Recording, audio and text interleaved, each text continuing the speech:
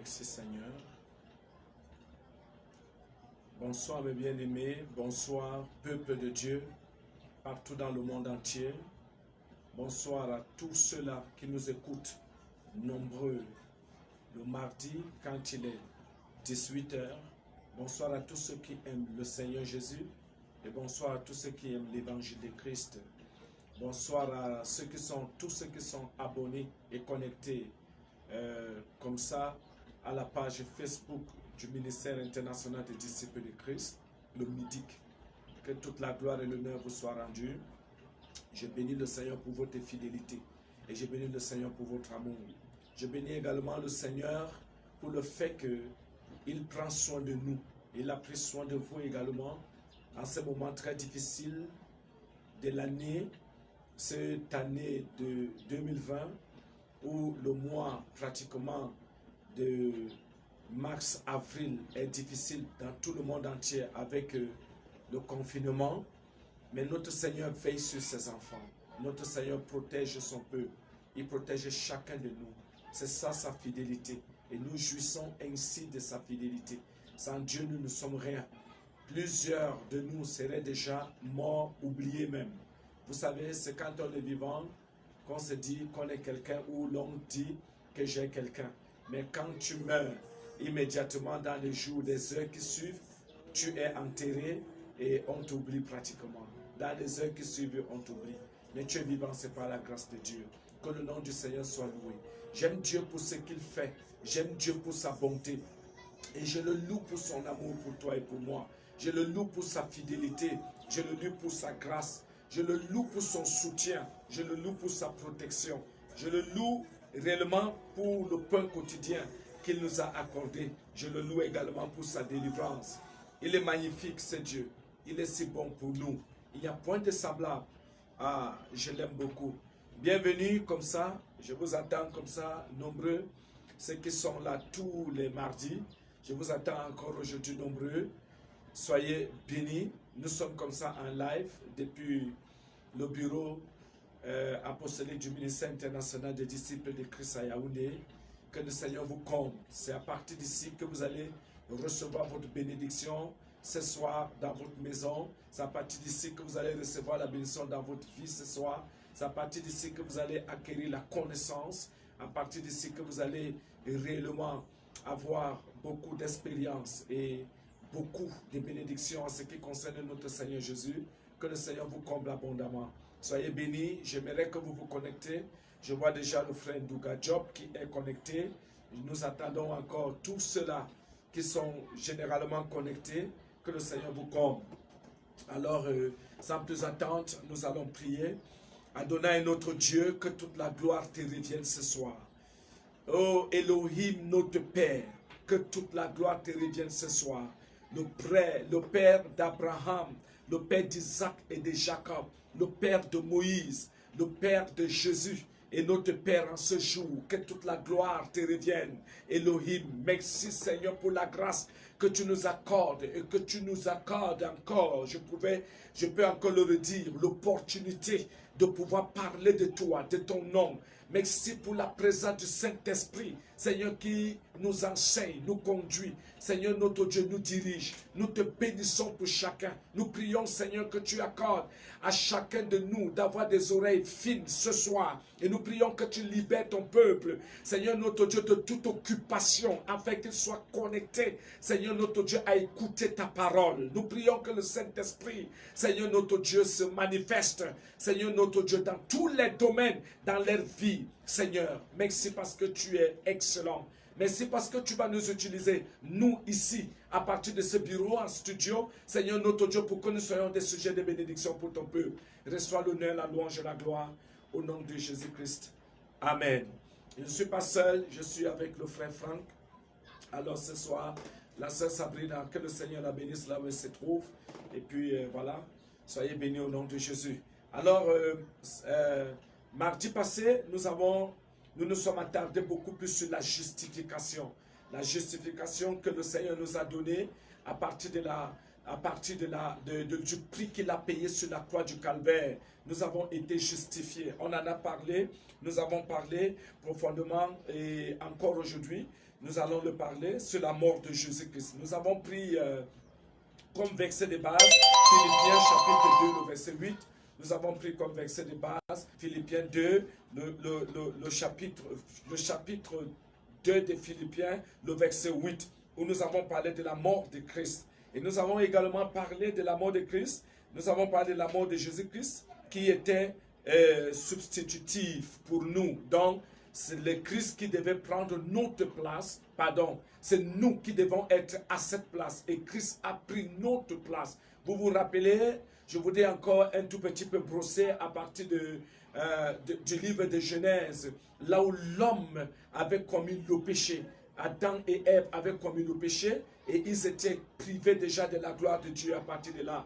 Mais ce que j'aime dans ce passage de Genèse, c'est que Dieu n'avait pas chassé l'homme. Il n'avait pas chassé l'homme directement sans faire quelque chose. Ça, il a déjà premièrement cherché une solution là-bas, à partir du jardin. J'ai aimé ça quand tu lis très bien ce passage. Notre Dieu est un Dieu d'amour. La première des choses qu'il avait fait, il avait directement tué un agneau. Il avait tué un agneau et il a pris la peau de cet agneau, de cet animal qu'il a couvert l'homme. L'homme qui était déjà dans le péché, afin que l'homme ne reste pas nu. Il a d'abord payé le premier prix. Notre Père a payé le premier prix.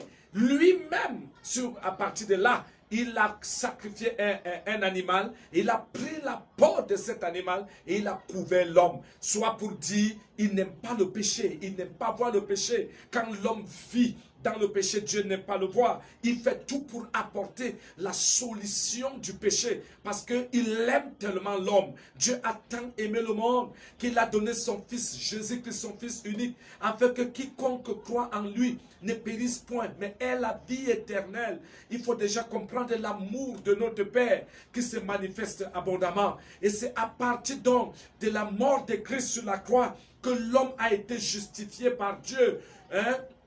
Justifié par Dieu. Nous en avons parlé abondamment. Nous avons utilisé les versets bibliques comme Romains chapitre 1, le verset 17. Oui, parce que quand lui est révélé la justice de Dieu par la foi et pour la foi, selon qu'il est écrit, le juste vivra par la foi. Nous avons utilisé Romains chapitre 3, le verset 21 à 24. Nous avons utilisé Philippiens chapitre 3, le verset 9. Nous avons utilisé les passages pareils. Nous avons parlé exactement et abondamment de cela. Aujourd'hui, nous allons brosser sur la mort de Jésus-Christ qui était une réalité, parce que plusieurs personnes pensent que Jésus-Christ n'était pas réellement mort.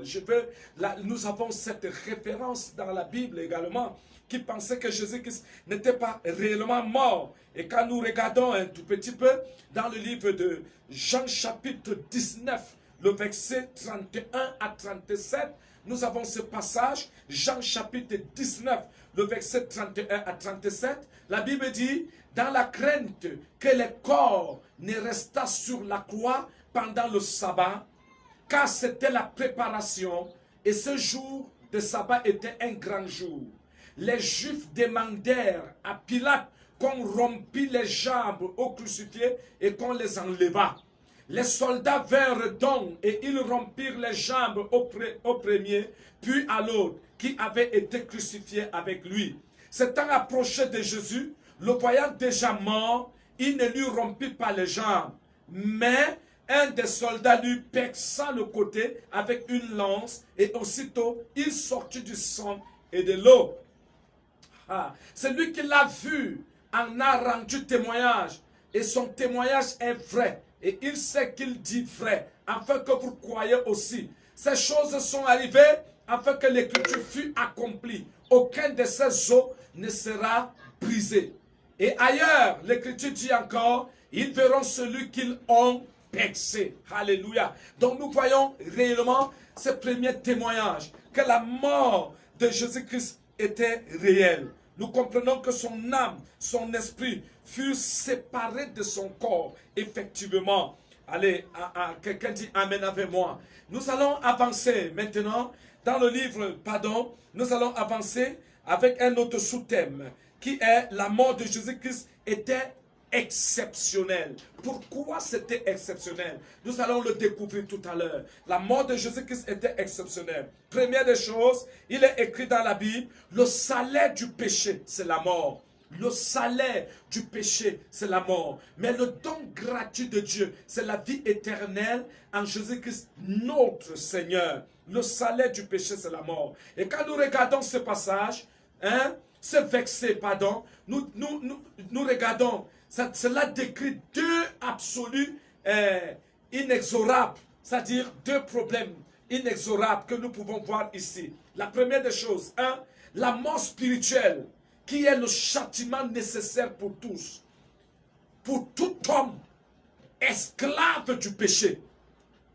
Pour tout homme esclave du péché. La mort spirituelle, qui est quoi? C'est un châtiment. Le châtiment nécessaire pour tout homme qui est esclave du péché. Lorsque l'âme qui pêche, c'est l'âme-là qui mourra. L'âme qui pêche meurt. Et ici, nous voyons la mort spirituelle. En deux, la vie éternelle est un don gratuit que Dieu offre aux pécheurs. Il offre ce don gratuit aux pécheurs. Cela est très important. Et ce pécheur qui est quoi? Qui est dépourvu de tout mérite propre. Qui croit en son Fils, c'est-à-dire de tout mérite propre. Et alors, quand tu crois en son Fils Jésus, immédiatement, tu entres dans le mérite que tu n'avais pas. Ça, c'est très important de le savoir. Et quand nous regardons un peu le livre d'Éphésiens au chapitre 2, le verset 8 à 9. Éphésiens chapitre 2, le verset 8 à 9, il y a quelque chose de très important. Le verset 8 à 9, il est écrit dans ce passage, car c'est par la grâce que vous êtes sauvés. Par la grâce que vous êtes sauvés. Par le moyen de la foi. Et cela ne vient pas de vous. C'est le don de Dieu. Personne n'est sauvé par ses propres efforts, par sa propre, c'est-à-dire son idéologie, par ses propres forces, par son argent, par sa richesse, par ses capacités. Nous sommes sauvés par la grâce, sauvés par le moyen de la foi. Et cela ne vient pas de vous, cela ne vient de personne, c'est le don de Dieu. La Bible le déclare. Ce n'est point par les œuvres, afin que personne ne se glorifie. Puisqu'il n'a point commis de péché, ce n'est point par des œuvres. Personne ne doit se glorifier qu'il est sauvé par ses œuvres. Il est sauvé par les bonnes œuvres qu'il pratique. À l'église, dans le quartier, au village, dans la famille, il y a des gens qui construisent des maisons, qui construisent des églises aujourd'hui, aux différentes dénominations qui peuvent venir aujourd'hui manifestant de bonté. Ce n'est pas à cause de cela, de leurs œuvres qui peuvent être sauvés. Ils sont sauvés par la grâce. Donc tes œuvres ne peuvent pas réellement t'ouvrir la porte du Seigneur. C'est la grâce de Dieu qui te donne le salut. Il faut le savoir très bien. 1 Pierre chapitre 2, le verset 22 dit, il n'y a point ici de péché, c'est-à-dire en Jésus-Christ, lui qui nous a sauvés. Et il faut déjà le savoir ainsi. Jésus-Christ est venu nous sauver par grâce. Et cet homme n'a jamais porté de péché. Il n'y a point de péché en lui. Quand nous regardons donc Jean chapitre 1 Jean chapitre 3, le verset 5. 1 Jean chapitre 3, le verset 5. 1 Jean chapitre 3, le verset 5. La Bible nous dit clairement, Jésus a paru pour ôter le péché. C'est là où je m'arrête. Jésus a paru pour ôter le péché.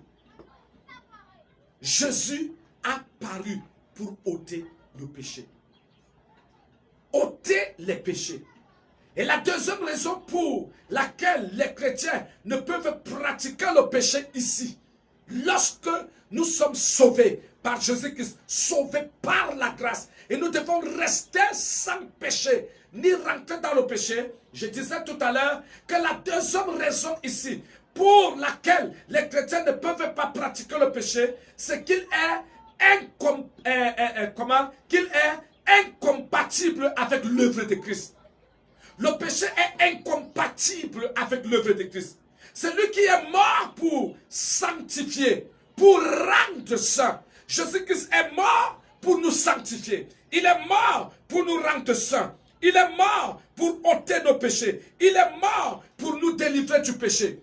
Alors le croyant péché est contraire à l'œuvre de Christ.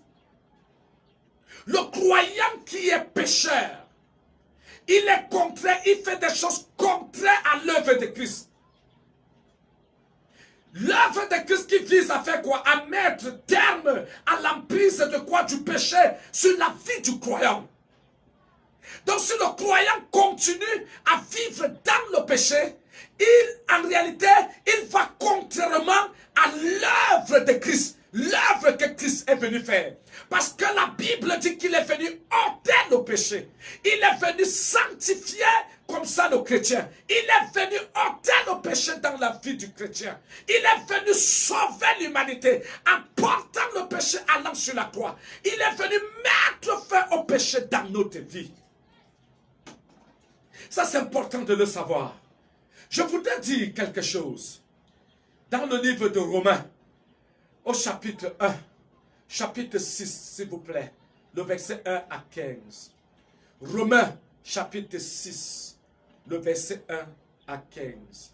Il est écrit dans ce passage, si tu es à la page avec moi, il est écrit dans ce passage, c'est pourquoi je vais tout doucement ce soir. C'est pourquoi il est écrit dans ce passage, Romains chapitre 6, le verset 1 à 15. Que dirons-nous donc? Demeurions-nous dans le péché afin que la grâce abonde? Puisque quelqu'un dit quelque part dans la Bible, là où le péché abonde, la grâce fait quoi? Surabonde. Et à cause de ce passage, nous pouvons demeurer dans le péché parce que la grâce va surabonder. Ça c'est faux. Et alors l'apôtre Paul le dit ici, il pose cette question. Il pose cette question. Que dirons-nous donc? Demeurons-nous dans le péché afin que la grâce abonde? Le verset 2 dit, loin de là, nous qui sommes morts au péché, comment vivrons-nous encore dans le péché? Nous sommes morts au péché. Comment nous sommes morts au péché? C'est à travers de l'œuvre de la rédemption accomplie sur la croix du calvaire par Jésus-Christ que le péché est mort en nous. Donc le chrétien qui est sauvé, le péché n'a plus de pouvoir en lui. Le péché est mort en lui. C'est pourquoi il n'est pas péché. Parce que Christ a payé le prix. Christ a versé le sang. Christ a effacé le péché.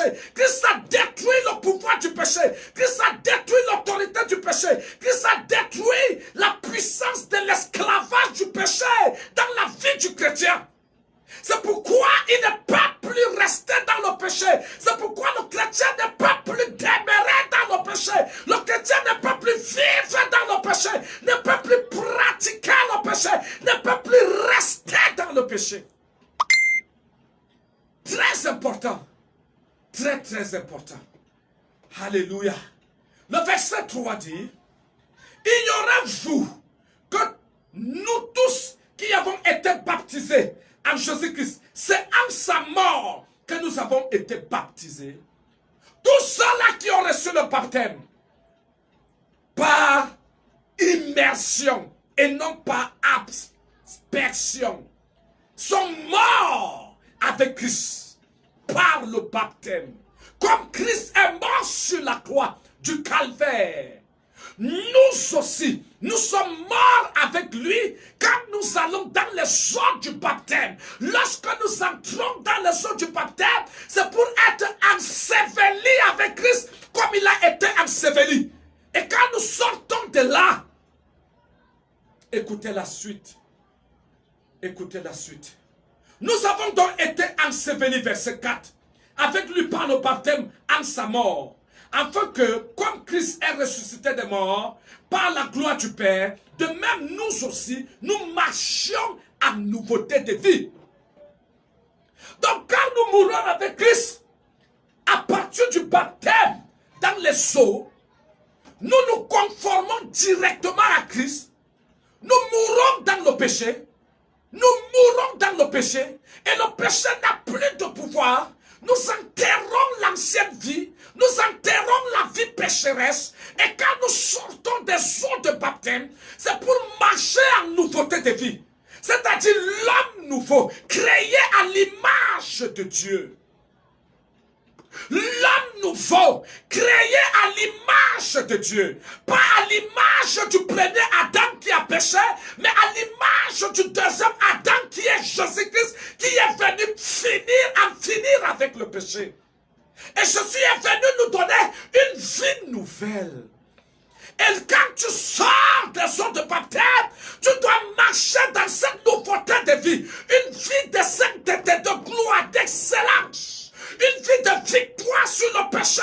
Une vie de victoire sur le mal. Dont le péché n'a plus de domination sur toi. Jésus, merci. Le verset 5 dit, en effet, si nous sommes devenus une même plante avec lui, une même plante, pas différentes plantes, ce qui veut dire, si Jésus-Christ est le goyavier, nous sommes goyaviers. Si Jésus-Christ est le manguier, nous sommes le manguier. S'il est l'olivier, nous sommes oliviers. S'il est saint, nous sommes saints. S'il est pécheur, nous sommes pécheurs. S'il est pur, nous sommes purs. Une même plante avec lui. Par la conformité à sa mort. Nous le serons aussi comment? Par la conformité à sa résurrection. Alléluia. À sa résurrection.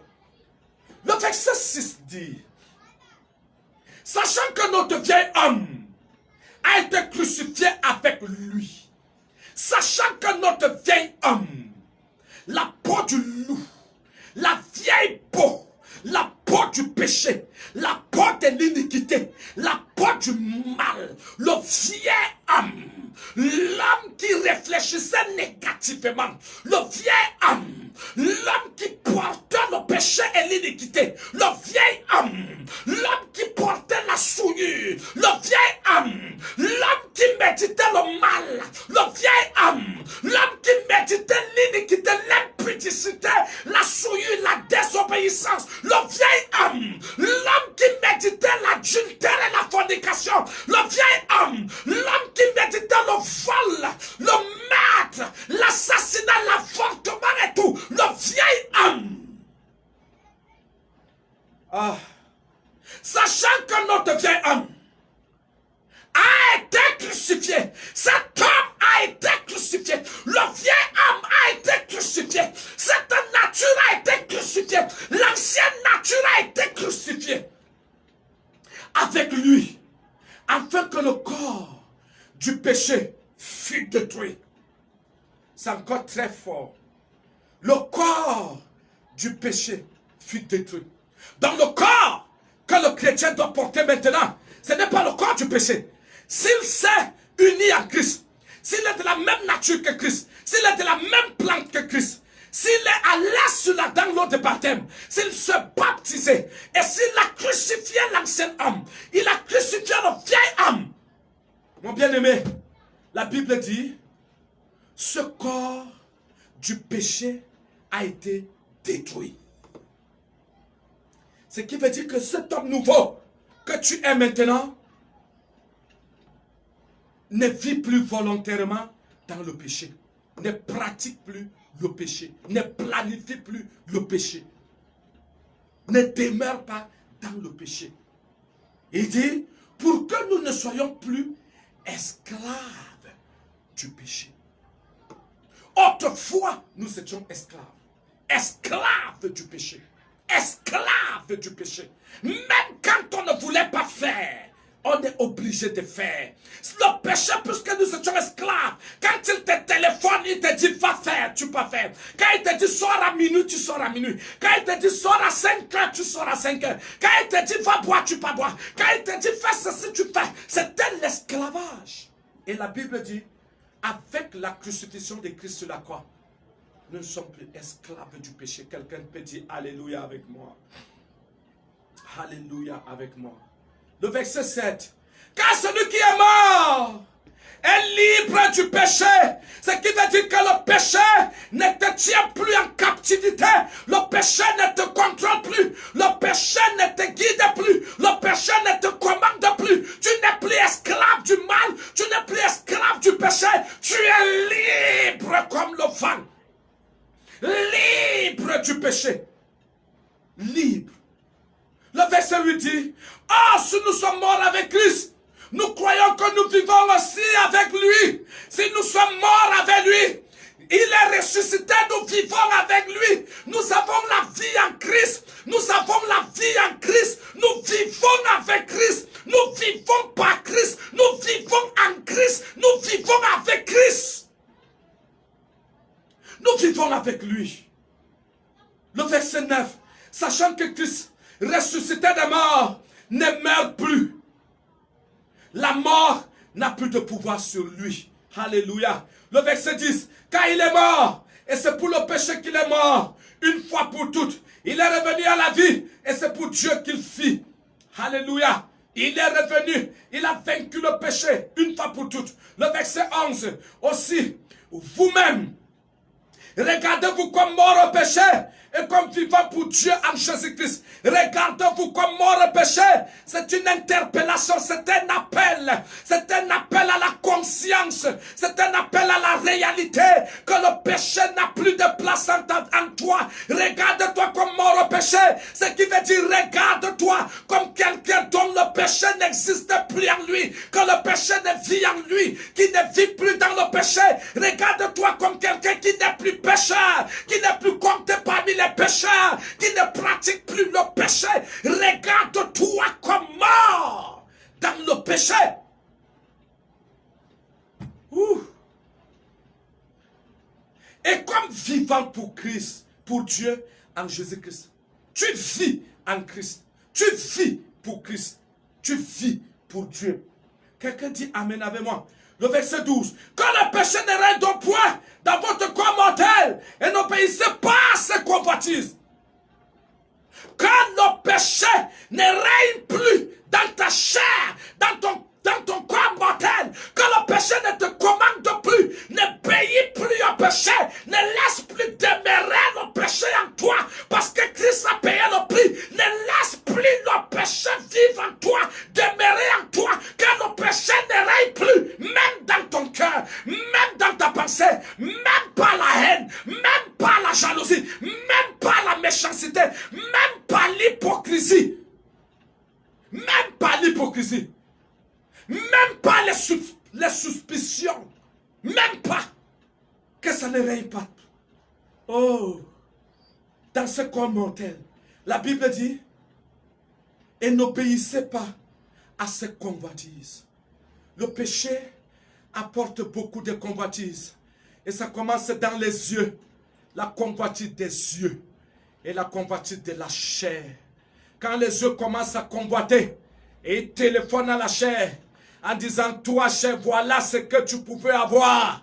Si tu avais ceci, si tu avais cela, si tu avais telle femme, si tu avais tel homme, si tu avais telle somme d'argent, si tu étais riche, la Bible dit n'obéissez pas à cette convoitise. Parce que cette convoitise nous égare, nous éloigne de Dieu, nous sépare de Dieu, amène la chair à porter le péché, à vivre dans le péché. N'obéissez pas. Nous n'avons pas droit d'obéir à la convoitise. Ne livrez pas vos membres au péché comme des instruments d'iniquité. Comme des instruments d'iniquité. Que tes yeux ne soient pas instruments d'iniquité. Que ta bouche ne soit pas instrument d'iniquité. Que tes pieds ne soient pas instruments d'iniquité. Que tes mains ne soient pas instruments d'iniquité. Les membres, ne livrez pas vos membres comme les instruments d'iniquité. Ne livrez pas. Oh. Mais, donnez-vous vous-même. Donnez-vous vous-même. Donnez-vous vous-même. On parle de vous-même. Donc on interpelle ici ta volonté. Ce n'est pas Seigneur, aide-moi à devenir. Le Seigneur attend d'abord que toi, tu t'engages, que tu donnes toi-même ta vie. Donnez-vous vous-même. Donnez-vous vous-même. Hein? Donnez-vous vous-même. Mais donnez-vous vous-même à Dieu comme étant vivant, de mort que vous étiez. Et offrez à Dieu vos membres comme des instruments de justice. Alléluia. Car le péché n'aura point de pouvoir sur vous, puisque vous êtes non sous la loi, mais sous la grâce. Quoi donc? Pécherons-nous parce que nous sommes non sous la loi, mais sous la grâce? Loin de là. Alléluia. Loin de là. Et pourquoi la mort? C'est-à-dire, il faut déjà le savoir. Loin de là, il n'y a pas le péché. Parce que nous sommes sous la grâce. On ne doit pas cajoler, tolérer le péché. Parce que nous sommes sous la grâce. On ne doit pas permettre que ça vienne en consomme d'abord. Pour dire pardon à Dieu. Parce que nous voulons. Il y a la grâce qui est là qui va nous pardonner. La Bible dit fouiller l'impudicité. Quelque autre péché que l'homme commet est hors du corps. Mais l'impudicité souille son propre corps. Donc il faut fouiller. Ne cherche pas à goûter, à toucher, à tâter. Ne cajole pas. C'est très important. Quelqu'un dit Amen avec moi. Nous finissons bientôt. Et je voulais nous dire donc. Pourquoi la mort de Jésus-Christ est exceptionnelle? Parce que c'est là où nous sommes. La mort de Christ était exceptionnelle. Pourquoi la mort de Christ est-elle exceptionnelle? Elle est exceptionnelle parce qu'il n'y a pas de péché en lui. Un. Et qu'il est venu sans péché pour ôter nos péchés. Deux. En le portant sur la croix. Voilà le pourquoi la mort de Christ est exceptionnelle. Tu vas le lire dans 2 Corinthiens chapitre 5, le verset 21, tu vas trouver là-bas et tu vas comprendre cela, très important. C'est très, très, très important de le savoir. Que l'Éternel te bénisse. Sois glorifié, Éternel notre Dieu. Merci beaucoup pour cette soirée exceptionnelle. Nous te rendons grâce pour cette parole, pour cet évangile. Nous prions que cet évangile touche quelqu'un. Et nous prions que ta parole libère un captif dans le péché. Nous prions que ceci conscientise tes enfants et les éloigne davantage du mal et de l'iniquité. De s'attacher à toi, le seul vrai Dieu, et de faire exactement ta volonté. De s'identifier à toi, Jésus-Christ, s'identifier à ta sainteté, à ta pureté, à ta justice et à ta gloire. Père, nous voulons être une même plante avec Christ. Nous ne voulons pas être, Seigneur notre Dieu, vivre par la chair, mais nous voulons porter la nature de Christ. Et que le péché ne règne plus dans notre chair mortelle. Donne-nous par ta grâce de vivre dans une vie de sanctification. Nous voulons plaire à Jésus à toujours jusqu'à son retour. Seigneur, je prie que tu nous fasses grâce. Seigneur, que tous ceux-là qui ont écouté ce soir, donne-les la capacité de rompre avec le péché qui les environne facilement, le péché qui les domine. Seigneur, avec la chair, Seigneur, donne-les la capacité. Seigneur, tu es fidèle. Merci beaucoup pour ton amour. Reçois la louange, la gloire et l'honneur.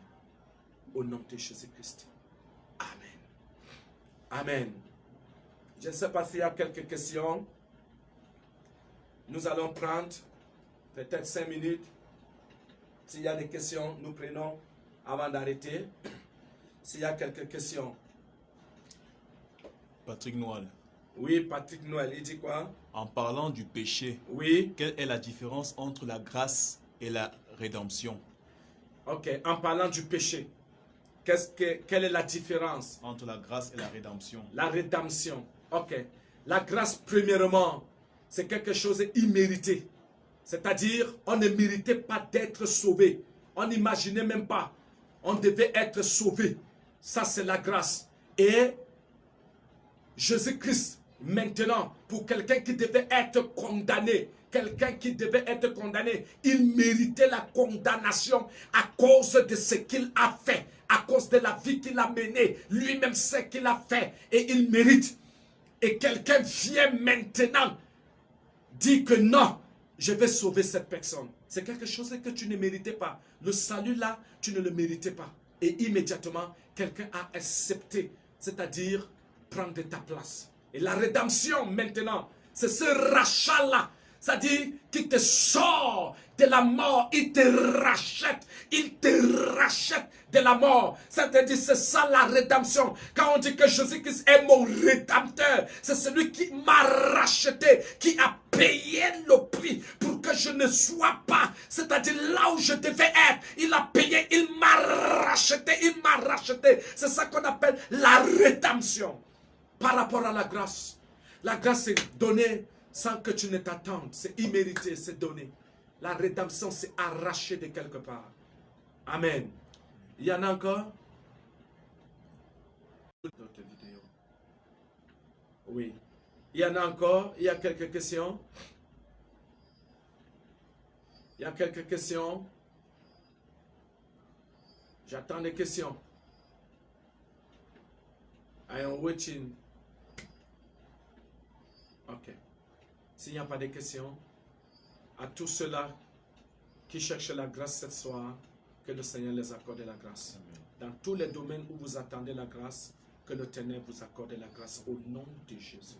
Que l'Éternel vous accorde cette grâce, la grâce divine, la grâce imméritée, ce que vous ne méritez pas, ce que vous ne vous attendiez pas, que l'Éternel vous l'accorde. La grâce ouvre les portes, la grâce libère, la grâce, c'est-à-dire que l'Éternel vous accorde cette grâce. Soyez bénis ce soir, c'est votre humble serviteur.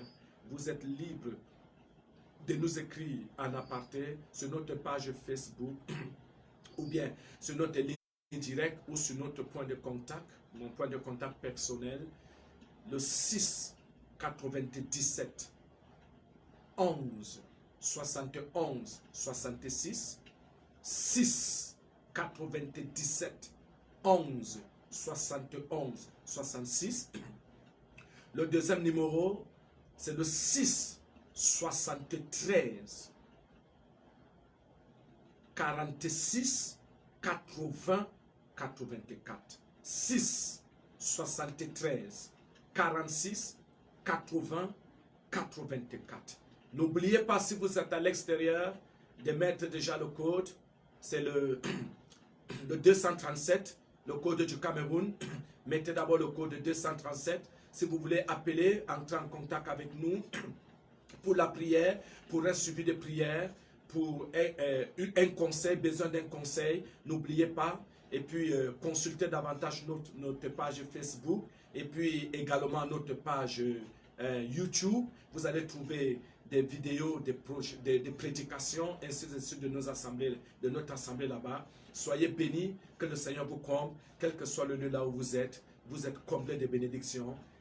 La bénédiction de l'Éternel vous accompagne. Au nom de Jésus-Christ que nous avons prié. Amen.